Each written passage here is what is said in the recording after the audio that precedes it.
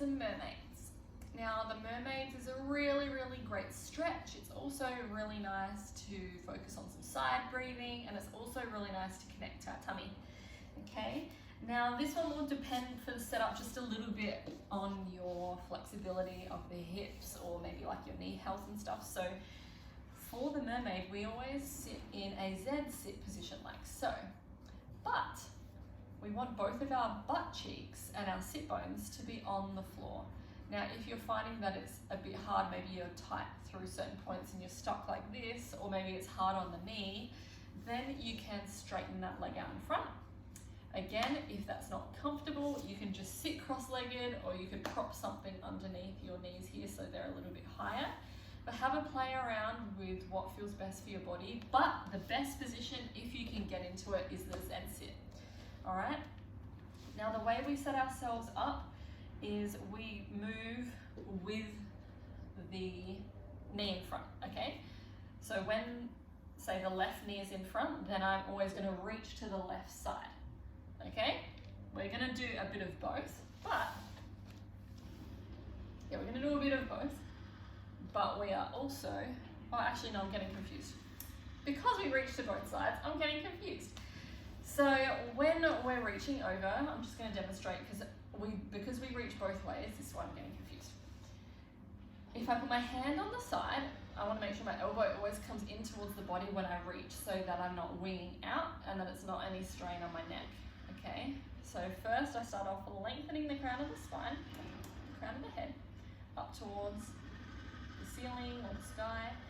Elbow in, and I still reach with the head and I reach with the arm, like so. So I'm pushing into the floor with my hand and I'm reaching with my fingers, and it's a really nice stretch through here.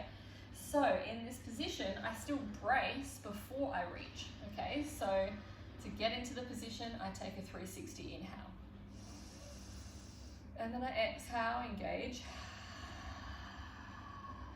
Reach. Now I would hold here, twist to face forwards, and I would breathe into my side. So breathe under a brace. Exhaling. Inhale wide. Exhale. Like so. Okay, so that is one way that you can use this mermaid exercise. And the next way is not just with the breathing, but adding in some rotation, but we're going to go the opposite way. Keeping both sit bones on the floor, we're going to press into the floor with the hand as our elbow comes in.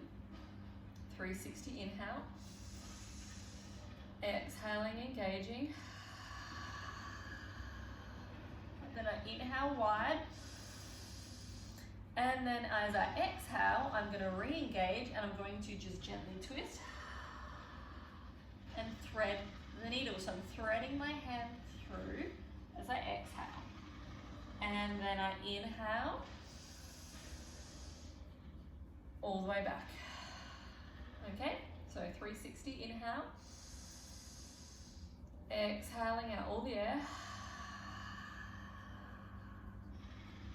inhale wide,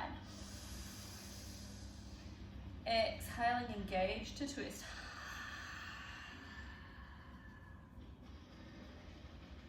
Inhale, and coming back. Okay, so that is how we would do a mermaid. It's really important when we're doing the twist and coming back out of it that we're breathing under a brace, so that we're keeping things connected, especially because we're doing twisting. We want to make sure that we are completely connected to our tummy with our breath, so that we can assist any closure that wants to happen, and just to stop any extra tension that is not necessary on our tummy. Okay, so I'm just going to walk you through it one more time, and then I want you to have a play around and do this on both sides. So you'll do this way, and then you'll swap your legs the other way to go that side. Okay, so 360 inhale, exhale all the air,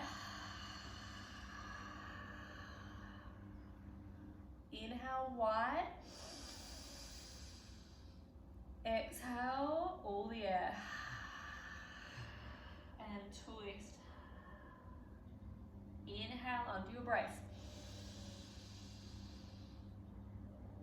and and then like so. Okay, so it should feel like a tummy exercise, it should feel like a little stretch, and it should feel like a little bit of a spinal twist at the same time. I hope this didn't confuse you too much, but if it did, that's why I'm here. You can always reach out, you can comment below, you can connect with me and let me know how this felt for your body. If there was any challenges or things that you weren't quite sure about, let me know. That's why I'm here.